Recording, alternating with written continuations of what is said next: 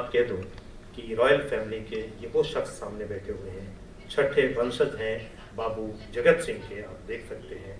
इन्होंने न सिर्फ ये कि अपनी जेब खास से पैसे खर्च किए, बल्कि एक टीम बनाई और बड़े सुसज्जित लोगों को एक प्रोजेक्ट के तौर पे इस काम को आगे बढ़ाया है, और तब ये एक बहुत ही उम्दा रिसर्च की किताब हमारे सामने आई है।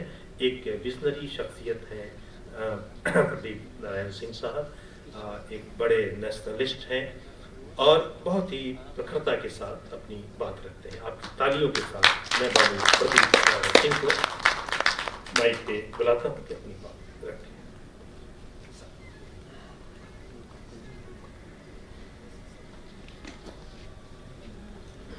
धन्यवाद। मैं आसिफ जी का आभार व्यक्त करूंगा कि माटी के फंक्शन में उन्होंने इस किताब को रखा। मैं आभारी हूँ रिसर्च टीम की ओर से भी। मैं ये कैसे रूपरेखा बनी उस पर थोड़ा प्रकाश डाल देता हूँ। समस्त जनमानस को मेरा प्रणाम, और जो स्टेज पे बैठे हैं माननीय उनको मेरा प्रणाम। समस्त अतिथिगण एवं विद्वज्जन के उत्साहवर्धन और आशीर्वाद से मुझे विवेच्य पुस्तक की अनुसंधान समिति के सदस्यों को अत्यंत सुख की अनुभूति हुई है। पूर्वजों की पावन स्मृति एवं बाबू जगत सिंह के आशीर्वाद से यह शोध कार्य 5 वर्षों की तपस्या के उपरांत संपूर्ण हुआ। यह पुस्तक the last hero of Banaras Babu Jagat Singh आपके समक्ष प्रस्तुत है। इस शोध तपस्या के कई महत्वपूर्ण चरण रेखांकित किए जाने योग्य हैं। सर्वप्रथम अनुसंधान समिति का गठन 2019 में हुआ।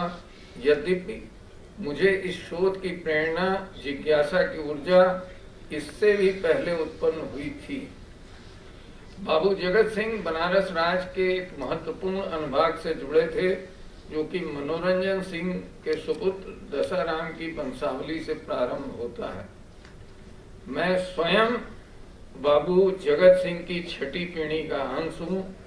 मैंने सारनाथ में प्रकाशित भारतीय पुरातत्व सर्वेक्षण की गाइड पुस्तक एवं अन्य प्रचलित इतिहास पुस्तकों में बाबू जगत सिंह के चरित्र को सारनाथ के धर्मराज का स्तूप से जुड़ा हुआ पाया, किंतु इन पुस्तकों के वर्णन में औपनिवेशिक विचारधाराओं से रचित मालूम हुआ। बाबू जगत सिंह के धर्मनिरपेक्ष क्रियाकलापों के आलोक में मेरा यह अटूट विश्वास रहा है कि मेरे पूर्वज ऐसा कोई भी कार्य किया जाना अकल्पनीय है। 14 अप्रैल 1799 को प्रकाशित दैनिक जागरण समाचार पत्र में प्रकाशित कालम से यह विश्वास और भी दृढ़ हुआ। इसी विश्वास के चलते मेरे मन में अभिलेख आधारित शोध की भावना प्रबल हुई। तत्पश्चात मेरे संरक्षण में शोध हेतु एक अनुसंधान समिति गठित की गई, जिसमें अधिवक्ता श्री त्रिपुरारी शंकर, प्रोफेसर राणा पीवी सिंह, अधिवक्ता अरविंद कुमार सिंह सदस्य बनाए गए।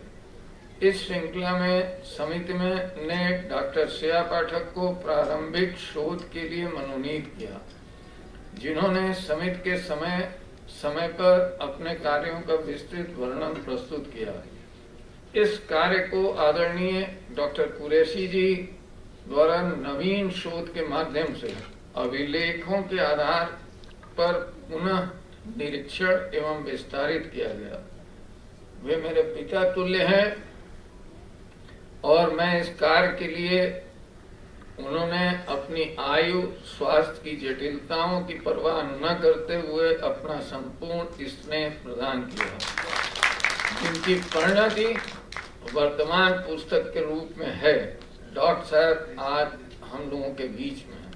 डॉक्टर साहब बहुत बीमार थे, इनको हार्पिस हो गया है, लेकिन फिर भी वो इसके बीच आप लोगों के समक्ष उपस्थित हुए। इसके लिए मैं रिक्वेस्ट करूंगा कि एक जोरदार तालियां हों। अभिलेखों की खोज एवं अध्ययन हेतु हमारी शोध टीम ने क्रमशः दिल्ली, प्रयागराज, बनारस, कलकत्ता, लखनऊ, लंदन स्थित अभिलेखागारों, पुस्तकालयों में अपना बहुमूल्य समय व्यतीत किया और पुस्तक में अंकित तथ्यों के संबंध में प्रारंभिक साक्ष्य एकत्रित किए।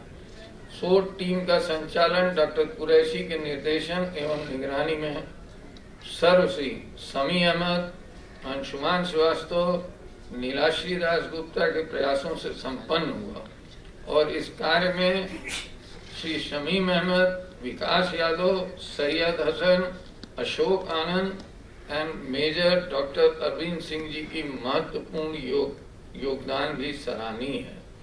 वर्तमान पुस्तक में अंकित साक्ष्य वर्णमाला क्रम में 12 खंडों में विस्तृत अभिलेख कोश आधारित हैं, जो कि मेरे संरक्षण में शोध कार्यों के लिए मेरी कामना है कि इस प्रयास से देश विश्व के शिक्षण संस्थाओं के माध्यम से छात्र, शोधकर्ता एवं अन्य वर्ग के लोग इतिहास की सही जानकारी प्राप्त कर सकते हैं।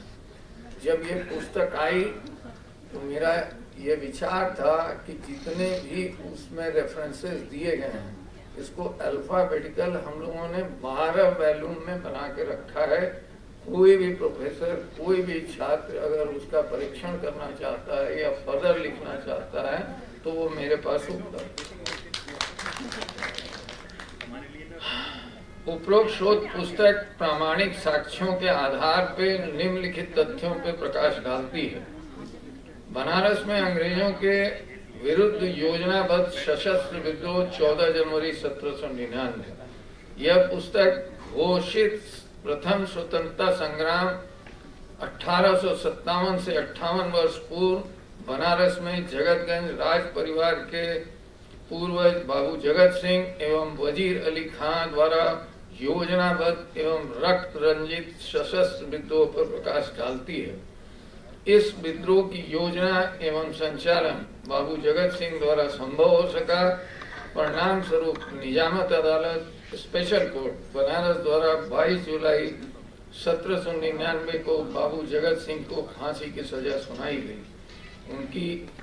उनकी जिसको तत्कालीन गवर्नर काउंसिल अगले ही दिन 23 जुलाई को आजीवन कारावास में तब्दील कर दी। इसमें यह मानना है कि अंग्रेजों की हिम्मत नहीं थी कि इन्हें फांसी दी जाए, इससे और ज्यादा विद्रोह बढ़ जाता। हालांकि बहुत से विद्रोहियों को फांसी दी गई है।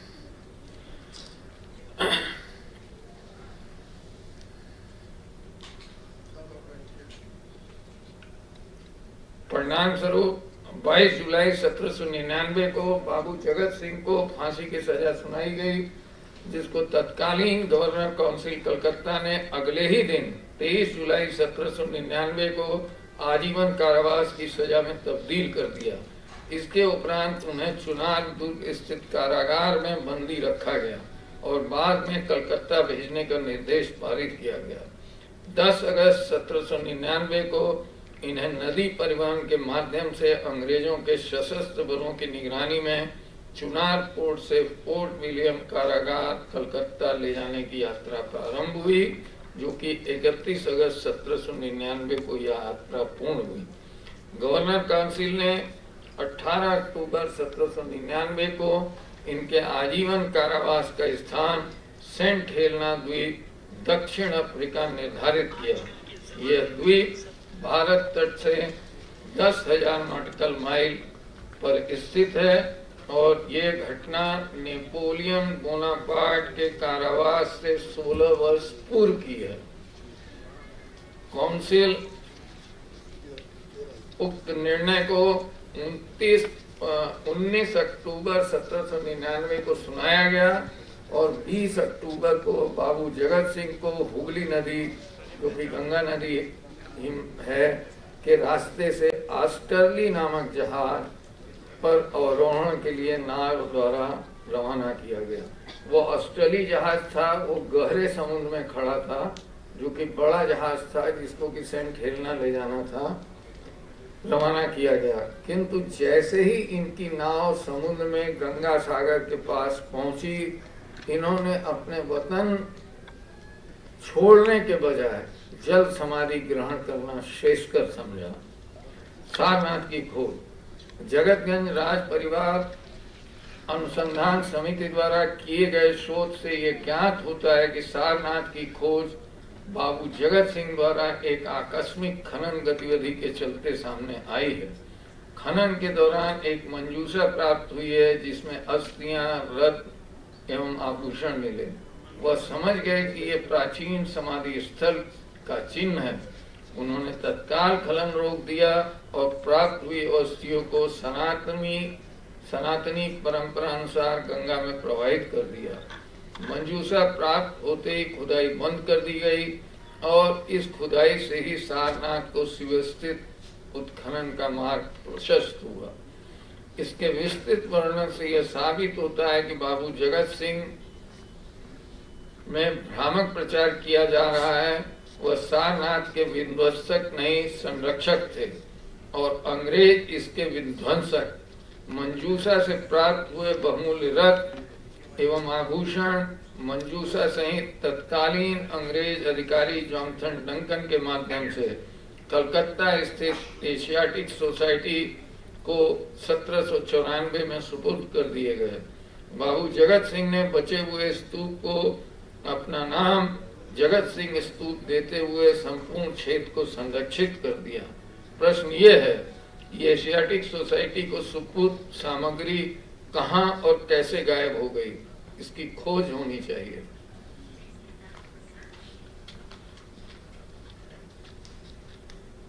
19वीं सदी में ब्रिटिश खनन अधिकारी अलेक्जेंडर कनिंघम ने एशियाटिक सोसाइटी के पत्रिका में अपने खनन विवरण में कुछ इस तरह दर्शाया कि इस खोज के पीछे वो स्वयं प्रशंसा का भागी है।